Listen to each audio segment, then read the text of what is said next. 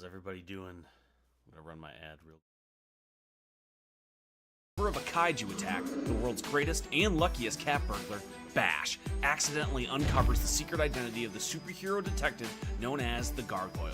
As our lovable rogue follows the discovery down the rabbit hole, more sinister secrets are unearthed, and our titular thief is joined by the world's greatest sidekick, Hellion, and the pair find themselves on the run from both superheroes and villains alike.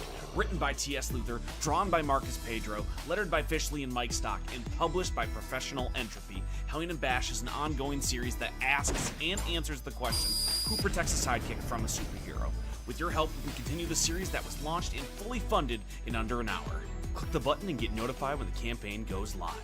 On Kickstarter. Let's talk about Hellion and Bash. Under the cover of a kaiju attack, the world's greatest and luckiest cat burglar, Bash, accidentally uncovers the secret identity of the superhero detective known as the Gargoyle. As our lovable rogue follows the discovery down the rabbit hole, more sinister secrets are unearthed, and our titular thief is joined by the world's greatest sidekick, Hellion, and the pair find themselves on the run from both superheroes and villains alike. Written by T.S. Luther, drawn by Marcus Pedro, lettered by Fishley and Mike Stock, and published by Professional Entropy, Hellion and Bash is an ongoing series that asks and answers the question, who protects a sidekick from a superhero? With your help, we continue the series that was launched and fully funded in under an hour. Click the button and get notified when the campaign goes live. On Kickstarter. Let's talk about... Hi, my name's T.S. and I write comics like Hellion and Bash #1 and #2, which is live on Kickstarter right now. You can head to the link in my bio and check that out. If you like books like Invincible, you know, you might really dig Hellion and Bash. The whole idea behind the entire book is who protects the sidekick from the superhero. So you have this sidekick who needs to be saved from his superhero, and the superhero community is kind of complacent in his abuse, and nobody steps up to save the kid until the supervillain community does, and they have to go on the run from all of the other superheroes. So if you like anything that I said, you should go and check it out. The link is in the bio. But if you have questions about writing comic books, making comic books, publishing comics, or finding a publisher for your comics, please hit me up. I'd love to talk about it, or just comic books in general. I love talking comics, and I love talking about comics with cool people. So please drop by and say hi, or ask questions about anything that we just talked about. Right now, what I'm doing is I'm sending a lot of PR emails, and I'm working with my publisher right now to send out stuff for sponsored posts to a lot of like influencers who talk about comics here on TikTok and other places. So that's what I'm doing right now. So I'm just kind of body doubling. If anybody wants to stop by and hang out, ask questions, feel free. I'm going to do some live check-ins on the Kickstarter to see how we're doing as well. Let's see what we're sitting at here. Bam. We are sitting at $1,264 out of a $3,000 goal with 43 backers and 21 days to go. Heck yeah, I love to see it. And also, if it seems like I'm like feeling rough, it's because I am feeling rough. I went to a con this weekend, and of course I caught the con crud, and definitely feeling a little bit rough. But totally worth it. Got to meet some really cool people. Got to shake some hands and do all that stuff. So probably where I caught the con crud.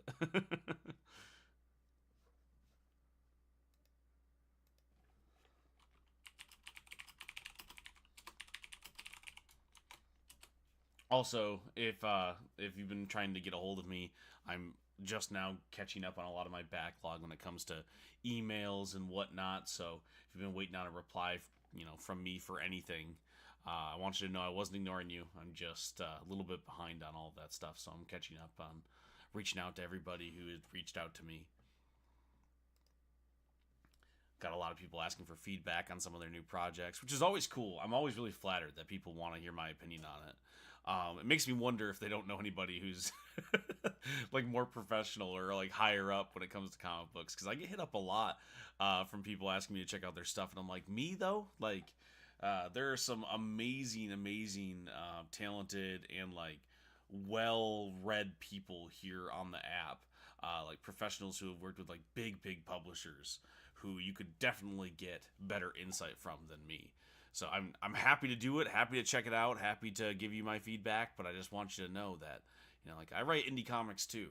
No one's, beating down my door to give me big Marvel gigs or anything like that. So if you have questions and you want me to give you feedback, I'm happy to do it, but I feel like there might be more qualified people to do it.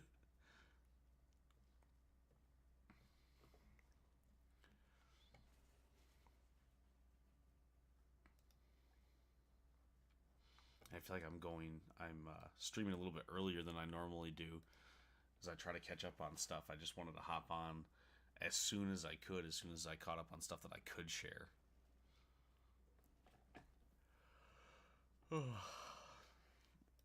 hope everyone's doing wonderful here on a Thursday. Say Thursday? Question mark. Part of being sick is like you lose time and you lose track of like what day of the week it is, man. That always happened. Like when I moved from being a corporate job, even like in the pandemic when I was at a corporate job, like moving from going in the office every single day to working from home to working for myself, it's like I lost track a little bit. Like I take my kids to school, I come home, and then I write or market or do whatever the comic book stuff asks me to do. And I lose a little bit of track because I work Saturday, I work Sundays, I'm working at night all the time. I don't always have that tangible, well, it's Monday, well, it's Tuesday, you know?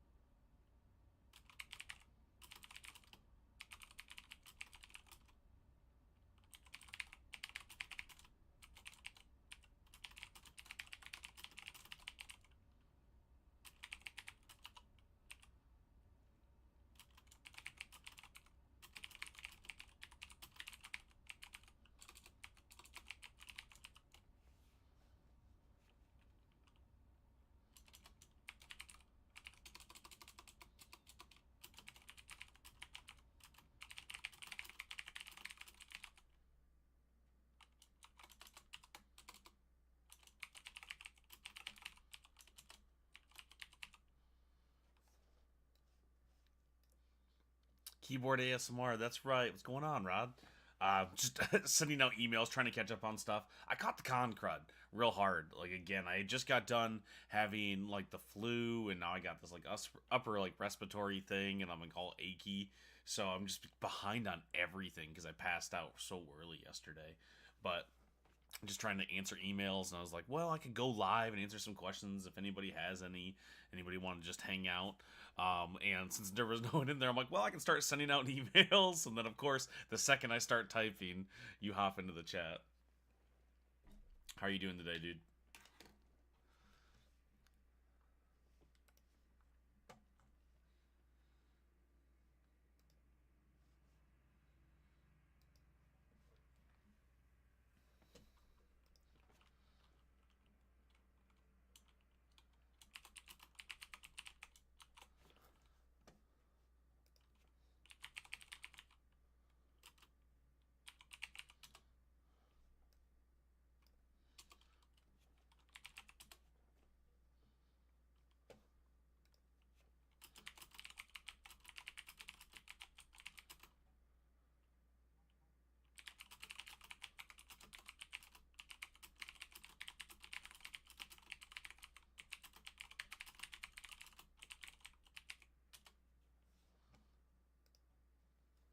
trucking along. Still want to jump on a call one of these days and pick your brain. Oh, heck yeah, dude. I know it was so funny because you had asked me, just to catch everybody up, if anyone's listening or if you're watching VOD, you had asked me to like consult on a couple of projects. And I was like, yeah, I got a whole bunch of notes for you. And then we had kind of started catching up on Discord, and I basically helped you figure out what you needed to figure out in the first place, so we didn't really need to, link up in that way. But I'd still love to. I'd still love to talk about some stuff. Whatever you want to do.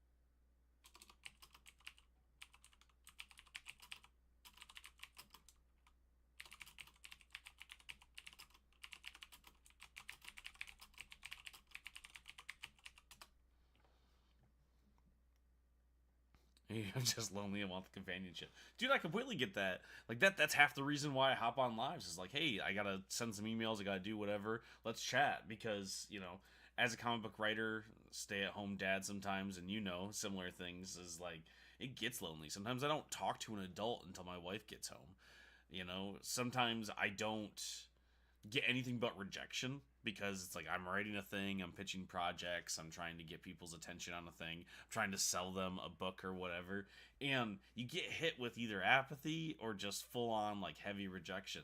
Sometimes it's nice to just be able to chat with people, even if it's about your projects, my projects, what have you. It's just a good time. And one of the things that I've always loved about like chatting books with you or anybody else in like the indie comic space is that you get it in a way that a lot of other people don't. Like I have some really close friends IRL, and we talk about everything, right? But they don't make comic books, so like they can commiserate to a certain extent, and they love me, and they love to like hear about my stuff, but they don't necessarily understand on that level. So I'm always down to chat comic books just in general. Like even in like my sphere of like people I hang out with, my wife is the only one who reads comic books as much as I do, and she doesn't create them. We can chat about books all day, but the second I start getting into like theory, she's fascinated into it, but it's not like she understands on that level because she doesn't write comics. And honestly, as someone who writes and draws my book and has a wife with a real job sometimes, you're the only game talk I get, dude. It's exactly that though, right? Like that's exactly it. I just was talking to Thomas Moran, Fake Comics. Go check out all of their stuff. It's just like, hey, tell me about your current project. Just fill me in. I know I can't help. I know you're doing your own thing, but just tell me about it, man. I want to commiserate. I want to chat about the stuff that people are working on. I want to tell you about mine because, like you said, we don't get to talk shop necessarily at home, and people don't necessarily understand unless they're doing the exact same thing what really goes into it. So even if they're understanding or empathetic, they don't have skin in the game quite in the same way. So I always love chatting about comics.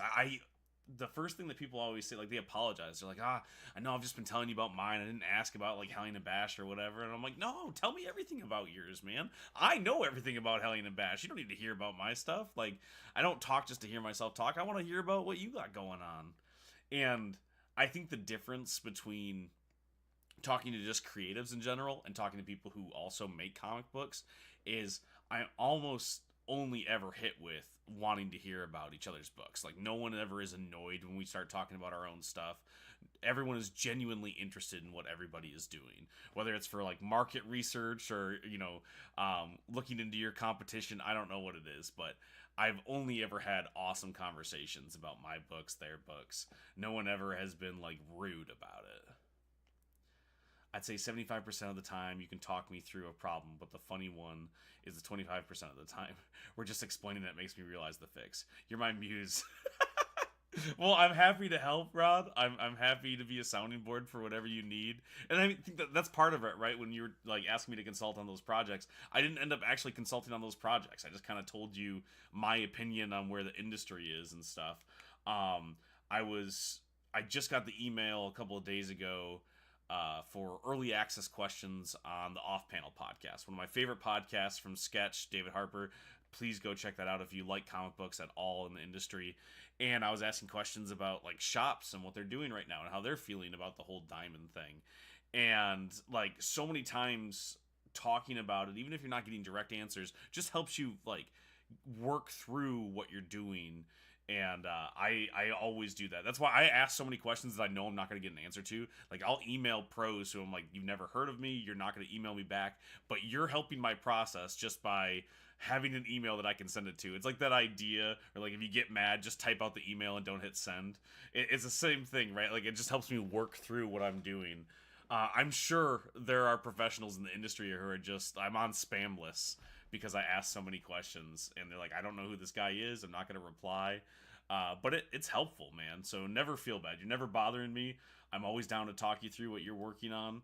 And part of it is like I get to armchair quarterback what you're working on, right? Like I can only make so many decisions for myself. I only have so much stuff going on. I can only make so many moves. But when I get to talk to you about your stuff, it's like I get to keep playing the game in a way. She just talked about, but I'm going through the write the email and hit delete instead with school board right now.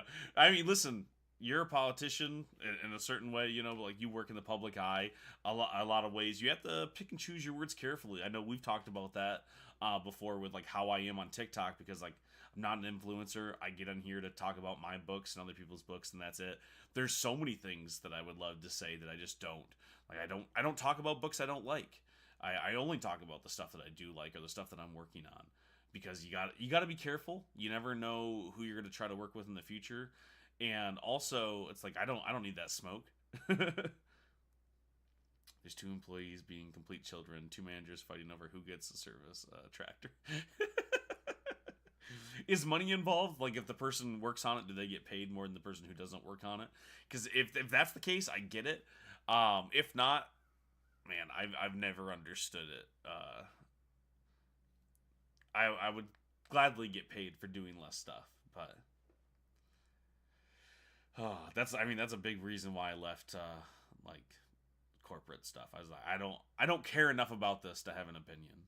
Not at all. It's 100% ego. They're both state employees. That's the ego went out the window the second I started working in art. I feel like there's no place in what we do here for ego. And if you have one, like get ready for it to be tore down. And I still see it, and sometimes when I talk to corporate people, or it's like, oh, it's about my legacy or whatever, I'm like, how do you have one of those? How do you have something like that? But it's escalated so much. One claimed the other tried to hit him with a work truck. Oh my gosh. That is crazy. No one's ever tried to get me with a vehicle for writing comic books. I've had really nasty emails sent to me about stuff, but...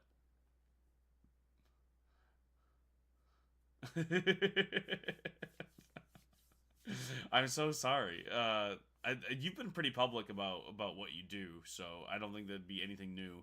But yeah, this is public. I'm live streaming right now, man. You got to be careful.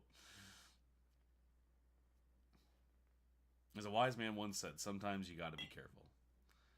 It's technically confidential in this case, technically. You got to be careful, man. That's why, again, that's why I write silly stories. That's why I write fiction. My kids pick on me sometimes. They're like, Dad, you don't actually know much, do you? And I'm like, no, that's why I make stuff up.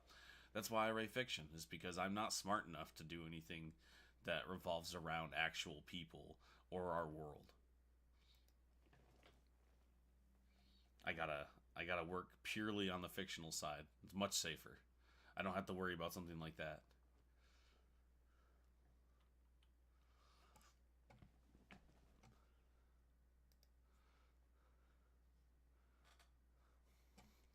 Right over here breaking NDAs.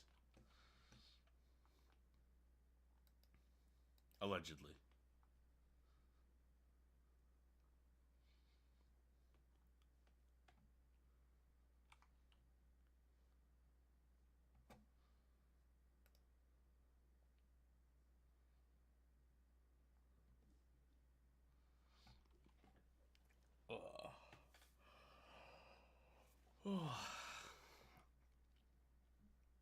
Ha, figure as long as no one pieces together my district, I'm safe. Maddie, how you doing? You got to be careful with what you share, man. That's I don't talk a lot about my personal stuff. I mentioned I have kids. I talk about the fact that I'm married or whatever, but like I don't you don't see anybody, any of my family on any of my TikToks or social media or anything like that. Like I have pseudonyms for my kids, and when I do talk about their names, it's like vague versions of them. And I've never been too concerned about it. Like no one cares who I am. No one reads my stuff. You know what I mean? Like it's so small by comparison. But I want them to have control over their anonymity. If they want to, talk about themselves online as they get older, I want them to be that to be like their choice. It's never because I'm worried someone's gonna come find me. You know what I mean? No one cares about what I'm doing. And what's the worst thing that'll happen? They take away my volunteer job and gain more free time. Exactly, more free time to make comic books. But also we need people like you working in public spaces and public offices, and the school board is really important. That's a place where you can affect real change that will trickle down throughout society. Like, you're helping shape young minds. That's very, very important. Plus, you have an actual understanding of what you're talking about, as someone who used to teach. How many people on school boards have no place in any sort of academia or understanding of the educational system, and they get to make direct decisions that affect their school district? It's always been so upsetting to me. They're like, well, I ran for school board, so I can affect change. And I'm like, you shouldn't be affecting any change.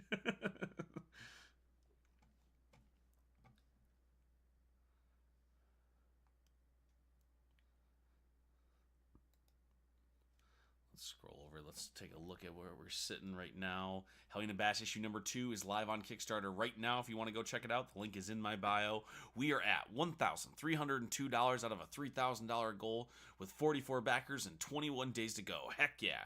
Thank you so much to everybody who's backed, shared it out, anything like that. And don't feel bad. If you can't back it yourself, feel free to share it out. That's just as helpful. And we have lots of different tiers, for any sort of income base. Like, you don't have to worry about it if you can't back at the highest tier. Every little bit helps, and you're super wonderful for supporting. You guys are all awesome. Cody collects comment. Hey, dude, just stopping by to say I just backed you and good luck with everything. Hey, thank you so much, Cody. Like, you're the best. Thank you. That's probably how we got to 44. You're awesome, man.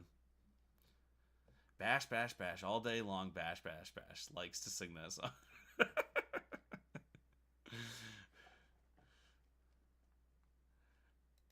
Listen, when I have something new to talk about, I'll talk about something new. When this campaign's done, I think the next book that Professional Entropy is putting out, everything's in flux right now. Depends on how fast along issue 2 for Tokyo Fire gets done versus issue 3 of Hellion and Bash. But, like, one of the two will come out. It's either going to be Tokyo Fire or Hellion and Bash issue 3. So, I promise there will be some change. I will talk about other stuff sometimes. But... so you gotta talk about what's supposed to be sold. That's half of why I'm on social media, is to market the thing, and that sucks. I know I'm annoying sometimes when I'm talking about all these books. I'm like, hey, go buy the thing, but you gotta do it. It's half the job, man. Like I had to send a bunch of marketing emails right before I hopped online, and I know the people that I'm sending it to. I'm fans of theirs, and I'm like, I know you're not gonna want to see this email. I know you're annoyed, but it's my job. I have to go. Hey, do you want to look at my comic book? I have a feeling there's a big twist I haven't got to yet. For Hellion and Bash, oh yeah, always. I love the twists. There's always twists. One of the things that I love about comic books, and it could have just been the time when I was growing up with them, like which ones I was reading at the time, but I almost looked at them like soap operas, right? Where it's like your serialized storytelling, you're getting a book every month. You want to leave them excited about the next issue. And so I definitely write for the issue. I want you to get a contained story. I want you to feel like that $4 or whatever was worth it when you pick up Hellion and Bash, whatever issue you're on. But I also want to get you excited about what's going to happen next. So every single issue, I try to leave it on some sort of a cliffhanger, some sort of a thing that asks a question that will be answered later on, that will get you into the next issue.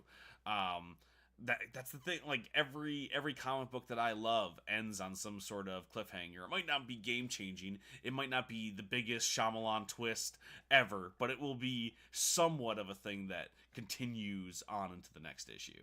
And that's a big part of how I write. You know, I want to hit you with as much like splash and like giant art pages up front in the book, ask a few questions up front that keep you reading as you get deeper into it, and I want to end on a question that makes you want to pick up the next issue. If I have a formula, that would be what it is. But hopefully, even when you get to these bigger twists, even if they're not gigantic or whatever, hopefully you start to like the characters and can dig into the universe and what have you and want to keep going. But we'll see. We'll see how issue 2 goes. We're halfway funded, or almost halfway funded, which is super rad. But like part of like working with a publisher is like, hey, like they'll ask you like, hey, do you have a cool twist? Do you have like a thing if people are excited about that we can tease?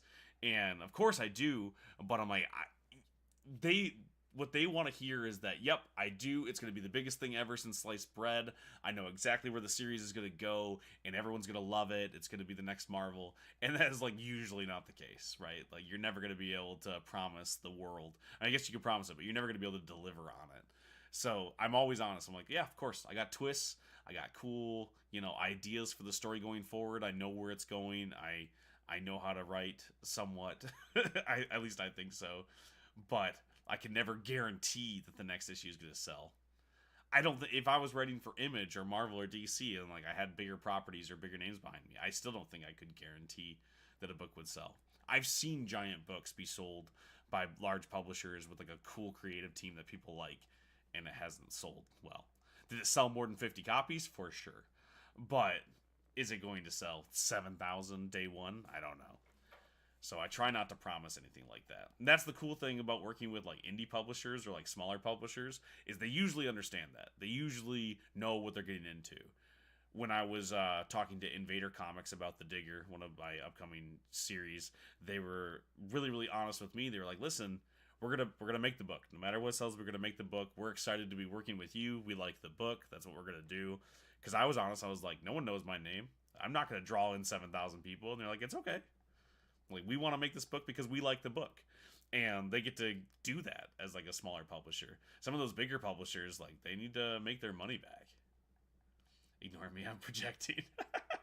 No, but, like, we all worry about that. Like, when I was first pitching the series to different publishers before it got picked up by Professional Entropy, I was really guarded about like the twist of the sidekick needed to be protected from his superhero. Like that's a twist of the book. It's not the only twist of the book by any means, and there's way more to it than that. But like I was guarded about it, and I had to start telling people about that aspect of the book because no one cares about new random superhero universe 5000. Right? No one cares who T.S. Luther is and Hellion and Bash or Yeti Man or any of these other characters. Like no one knows what any of this means. It's just generic superhero fodder. Unless you start filling them in on what makes your world different. And a lot of what makes my world different and the story that I'm telling are the twists, are the turns, are the things that I get to do. Because I'm not writing Batman and Robin, So you kind of have to put that to bed and go, well, I have to spoil some stuff. Because no one's going to take a chance on it just because it looks cool. Or at least not many will. And that's the thing that I tell people a lot. I'll get asked for feedback on pitches, and they're like, well, I don't want to give too much away. I'm like, you got to give a lot of it away, because no one cares. The biggest thing you're going to get hit with when you're trying to sell a story right now is apathy. There's so many books for people to be reading and taking in and putting their time into. You got to give them as much as possible to convince them to spend their time on your book versus picking up Ultimate Spider-Man, right? Like, it seems so silly to make that comparison, but sometimes people's time will go down to, it's like, well, I can watch Netflix, I can read the new Hickman comic book that has Spider-Man in it, or I guess I could read this indie comic that I keep seeing ads about. Spider-Man seems pretty cool. So like you have to give them what's going to be different. You got to be honest and go, okay, I'm going to spoil some stuff for you, but this is what sets my world apart, right? So, but to answer your question, yeah, there are other twists, I promise. as a big fan of books like The Victories or Invincible, like, I always want there to be a twist.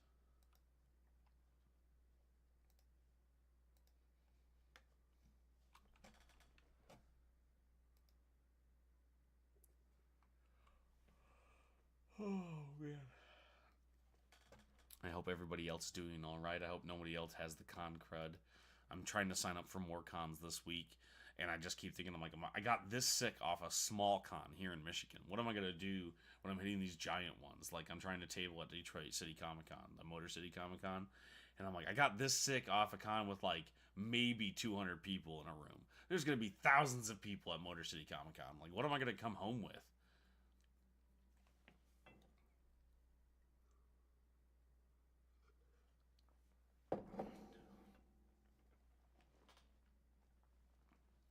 Oh.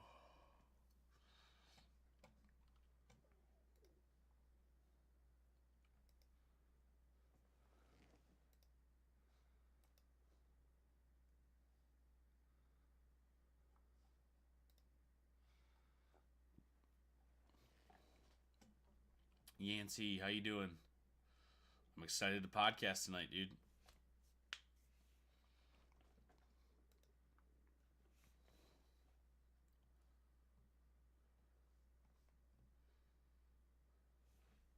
Super hyped. I know it doesn't seem like it. It's just because I'm sick. Like, I am super hyped. The energy, it's just down. I'm going to be chugging coffee as we get ready to go. If you want to plug the podcast, feel free to put it in the chat, man. I'll read it out. I felt the need for escapism is going to hit hard this year. I think so too. And so, I mean, it always will. There's always going to be stuff that we need to be covering like that. I never known you not to be hyped. That's so true. Anytime anybody will give me a chance to yap about my comics or comics in general, I'm always going to be hyped. I love comic books so much. So you're not wrong there. But even aside from that fact, I'm also excited to be talking to you on the podcast. But yeah, the escapism part is going to hit hard this year. I think we're going to see a lot of that stuff going up, and especially after the diamond rebound with whoever fills in that part of the market, I think we're going to see some cool shifts. I think digital comics are going to be on the rise again. I already see some really cool places in that space trying to fill in the gap that was Comixology, even though Comixology kind of exists still through Amazon. Like you have like Bindings and Sweet Shop and like everything that they're getting ready to do, and then you have Global Comics. Like I see that part of the industry rebounding and growing faster. It's always going to expand and contract, but just because Diamond's going down doesn't mean comics are done by any means. The cons are going to be very expeditious. Yeah. I feel like folks are tired of another Superman. Yeah, I think so. I think that was going, and like that was a big part of when I was pitching Hellion and Bash to places. They're like, "So is this just evil Batman?" I'm like, "No, it's way more than that." I guess you can call that like an aspect of it, but so much of those tropes are like already worn, and they're not that old, right? But even if you go back to like Irredeemable, people have been telling that version of that story for a long time, even before Injustice or The Boys. Like that's always been a question that we've had, so it's not a new idea, but at this point it's starting to get worn. And that's why you have to go about it. You have to ask different questions. You can't just go, the question can't just be what if Batman, what if Superman was evil. You have to ask different questions. That can be a part of it, but you have to expand past that. We're going to have a yapping contest because Nerd and I can also yap plenty. I love the idea, Yancey, that we're going to get on there and you and Nerd are just going to yap the whole time, and I'm just going to sit there smiling, listening. Like, I think that might happen, and that could be fun. Tropes are inevitable, but perspectives are tasty. Exactly. That's the thing, is like, what can you bring to that conversation? That's what I always tell people too. Like, I get asked for a lot of feedback on their pitches where it's just like, hey, I have this idea. And I'm like, that's cool. That idea is awesome, but all ideas are awesome. Like, you have to do something more with it, with the execution. You can't just ask that question and hope people are excited by that purely. It's all in the execution. The story can't stop at what if. The premise needs to be fleshed out. Exactly. Yeah, It's where a lot of my frustration came from with some like manga series where it's like I have this really cool idea and then the manga gets popular and they weren't ready to flesh out that idea. And I think some of the best running manga and anime and comic books are the ones that have that what if idea and then ran with it and creating an amazing world that feels real, that didn't just answer that question but follow the through line all the way through to what other parts of that world it would affect. It's the difference, in my opinion, like the Boys comic book versus the Boys TV show. I think the TV show asks the question, hey, what if soups were bad, but then answers a lot of other questions along the way and follows that through. Whereas in the comic book, in my opinion, it's more just, hey, what if superheroes were bad, you know? And I love stories like Injustice or any of those, but you have to answer more than just that original question. Have you heard of Vicarios from Boom Studios? Entering the why with more than because. Exactly. No, I don't think I have heard of that one. Vicarious. That I have. I was like, oh no, is it like this? Let me bring it up and make sure it's the one I'm thinking of.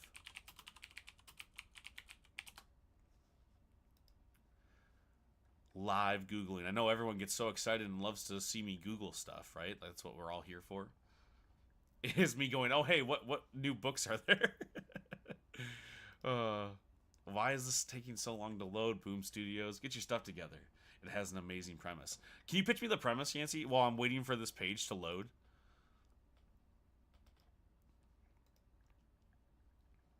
I'm vicariously Googling. All good. Yeah, you can't Google yourself. You gotta live through me Googling. Yeah, no, Boom does not want to load for me. I don't know if it's something to do with my internet connection or what.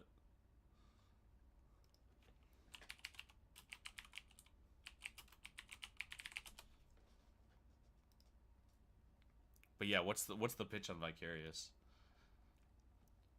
Because I love everything Boom. Boom's one of my favorite publishers, period. I love so much of their stuff. I gotta check this out. People can experience life through others, like in a real life streaming with all senses. Oh, that's really, I love that premise. Like, it has like a tinge of like the Matrix, but like also that like live streaming your life content. That's really cool.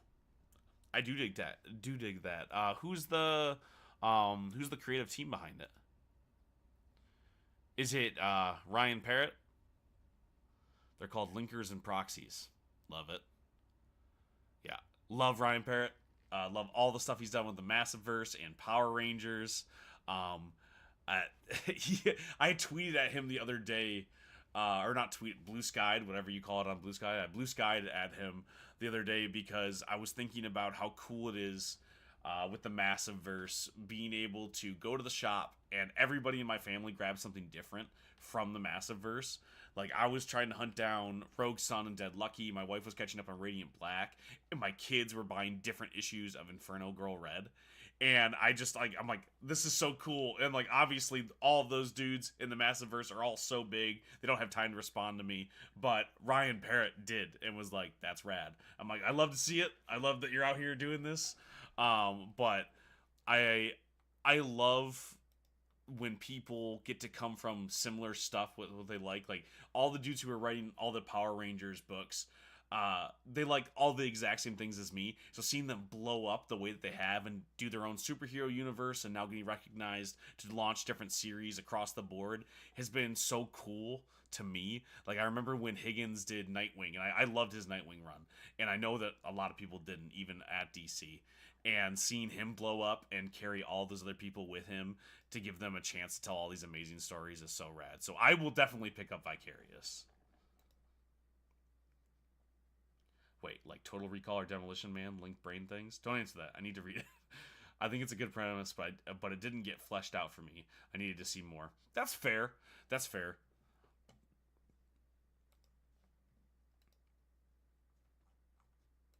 And sometimes, too, it's the limitation of what you can do with a series when people don't always, like, unless you're Robert Kirkman and you have Skybound, right? Like, are you going to get 50 issues for your creator-owned book? Or are you going to get 5? 4? You know? Like, when it comes to what you can tell, you have to limit the story. Like, I would love to answer the through line of stories, but it's like I don't know how many issues I'm going to get, so I have to stick with what stories I am allowed to deliver. Like, even so, like I'm a small creator, right? Hellion and Bash, I have tons of issues I can write. I have stories outlined for at least like 56 issues. And I'm the flagship creator for Professional Entropy. I'm like their main talent that they've signed. That doesn't mean that they're going to be able to fund it for 56 issues, right? Right now, I'm contracted for at least 4 to 5. If people don't buy past issue 2, I'm not going to get to tell all 5 issues. If people buy all of them and we keep growing bigger, maybe I get higher up. But it'd be really lucky to see me get all the way to issue 56 and to answer all these questions I want to set up. I don't have faith that we're going to get to that point just because of how big the industry is. There's so much competition for people's time and money. So, like, sometimes they don't have a chance to realize all of their questions. When you're with Boom, it's like Boom can give you a lot of money to make sure this series gets done and made, but they can't give you all of the money in the world because they want to tell other stories. You know, they got to make sure the next Power Rangers series comes out. They got to make sure Tiny Onions putting out whatever Something Is Killing the Children volume is coming out that time, right? Like, there's a finite number of resources, basically. So sometimes it sucks when you're like, I love this and I want to see this drawn out all the way, but it's just, sadly, it's not the reality. I think of like I Hate This Place, right? Kyle Starks. I love that series. Very clearly, you're reading volume 1 or volume 2, and you're like, this could have been a lot longer. There was more to be fleshed out here. This had to be wrapped up because of how many issues they were going to do there. Like, how many issues they were allowing them, that creative team, to actually put out. And sometimes that sucks because you see it and you're like, oh, this would be so cool if this went on for 50 issues, for 100 issues. But you just don't always get that chance. Even if you do publish it yourself, right? Like, even if you do that, like, there's still a finite number of resources to put into that series. I've talked to a lot of indie creators who are like, I would love to do this series forever, but I probably should try something else because I only sold 12 copies of the last issue. And that sucks. It sucks as a creator. It's almost like you have all these kids and you love them and you want to see them all grow up and do big things, but you only have the time, money, and resources to support a few at a time. And that always sucks, man. And that's why, like, you see me, like, shilling my stuff to so many different publishers, any small publisher I can, to help alleviate some of the costs so I can keep all of these series going. So I can get Hellion and Bash, up and running, and Tokyo Fire while I'm pitching The Digger and all of the other 50 issues I'm making in other places. I gotta check out Vicarious, though.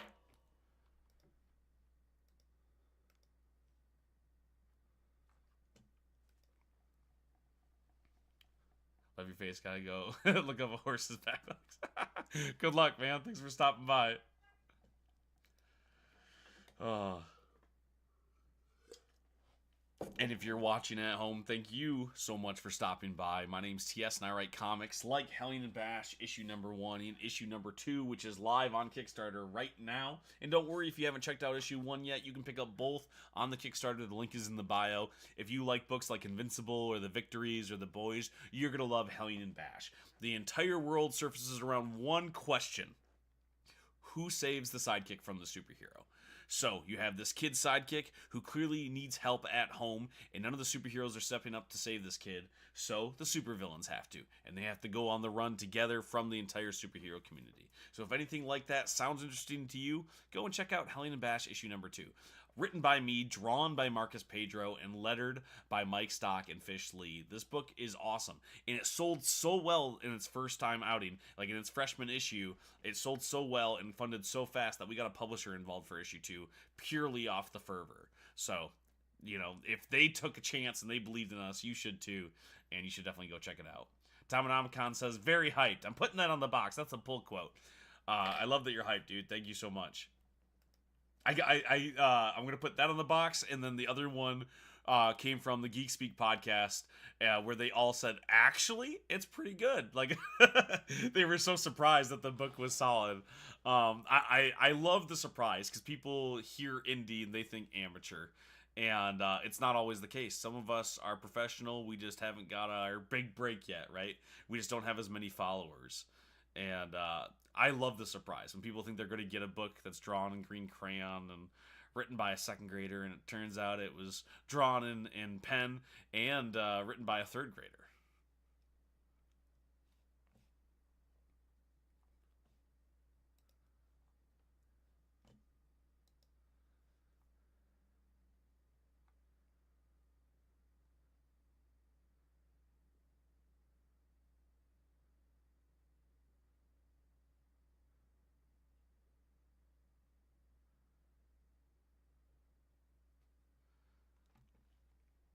If I draw my comics with green crayon, will they sell better?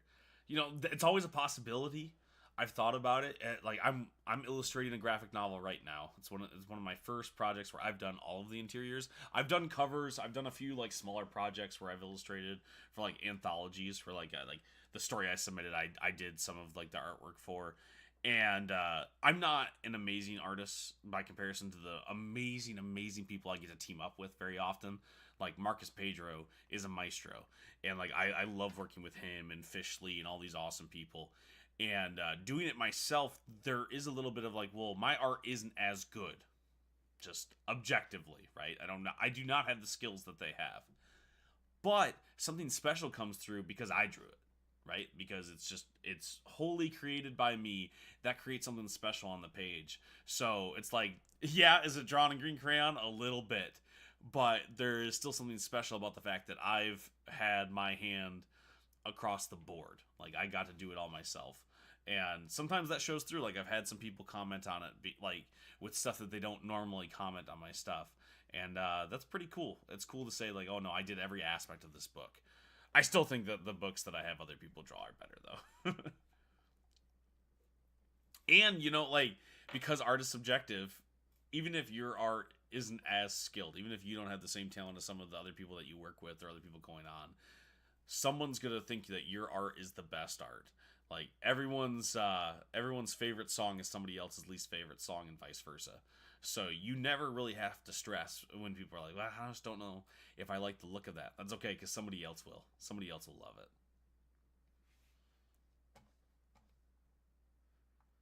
And the biggest thing when it comes to illustrating comic books is consistency. Does it look like it's the same artist from panel to panel? Because if it does, then you're golden.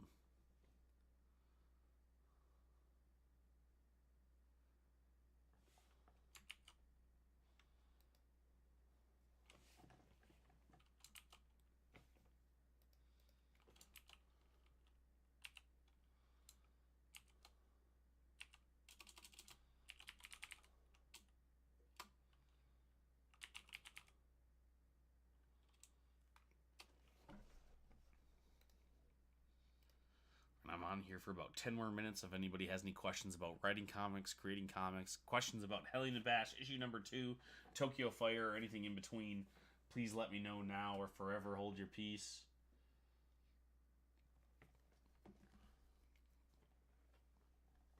Or, message me later on.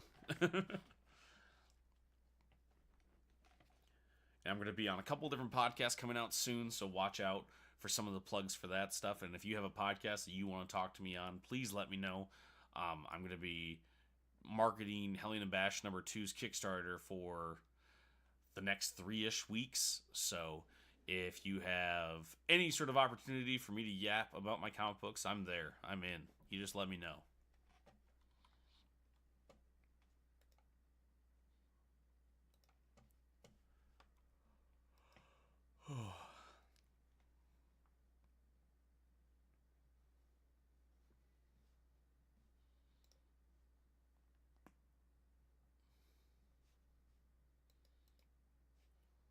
Also, if you get the chance, my buddy Fish has a Kickstarter called Green Zone Life in the Blocks issue 4 that has a few days left.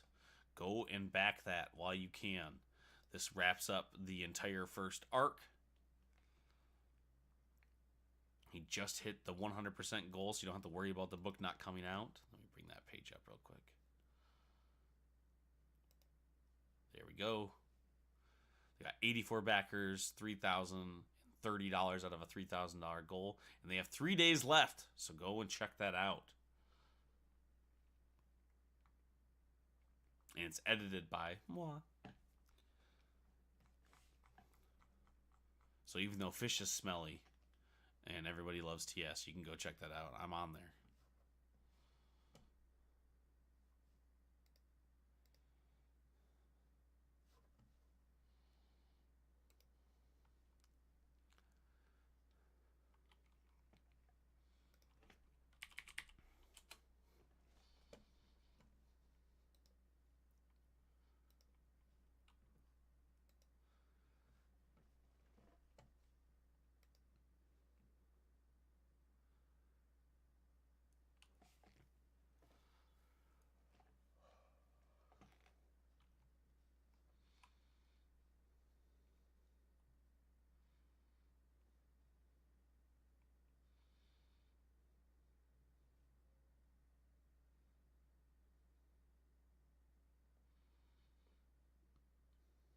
Let's talk about Hellion and Bash. Under the cover of a kaiju attack, the world's greatest and luckiest cat burglar, Bash, accidentally uncovers the secret identity of the superhero detective known as the Gargoyle. As our lovable rogue follows the discovery down the rabbit hole, more sinister secrets are unearthed, and our titular thief is joined by the world's greatest sidekick, Hellion, and the pair find themselves on the run from both superheroes and villains alike. Written by T.S. Luther, drawn by Marcus Pedro, lettered by Fishley and Mike Stock, and published by Professional Entropy, Hellion and Bash is an ongoing series that asks and answers the question, who protects a sidekick from a superhero? With your help, we continue the series that was launched and fully funded in under an hour. Click the button and get notified when the campaign goes live. On Kickstarter. Let's talk about Hellion and Bash. Under the cover of a kaiju attack, the world's greatest and luckiest cat burglar, Bash, accidentally uncovers the secret identity of the superhero detective known as the Gargoyle. As our lovable rogue follows the discovery down the rabbit hole, more sinister secrets are unearthed, and our titular thief is joined by the world's greatest sidekick, Hellion, and the pair find themselves on the run from both superheroes and villains alike. Written by T.S. Luther, drawn by Marcus Pedro, lettered by Fishley and Mike Stock, and published by Professional Entropy, Hellion and Bash is an ongoing series that asks and answers the question, who protects a sidekick from a superhero? With your help, we continue the series that was launched and fully funded in under an hour. Click the button and get notified when the campaign goes live. On Kickstarter.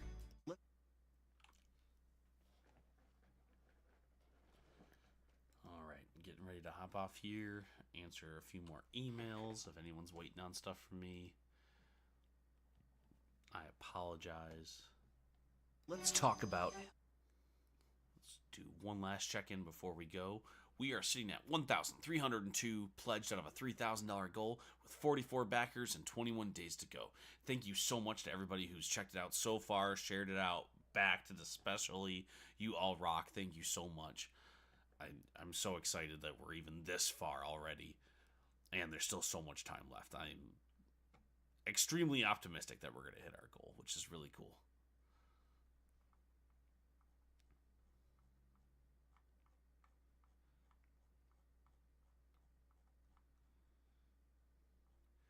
So many cool tiers on there.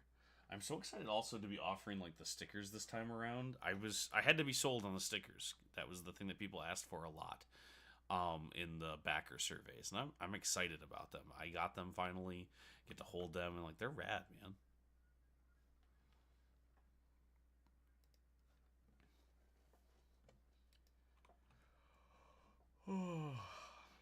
But I'm going to go. Thank you so much for stopping by. If you did, hanging out, checking out Hellion and Bash, issue number 2. The link is in the bio. If you like superhero books like Invincible or The Victories, please go and check out Hellion and Bash, issue number 2. Who protects the sidekick from the superhero? Go check it out. My name's T.S. and I write comics.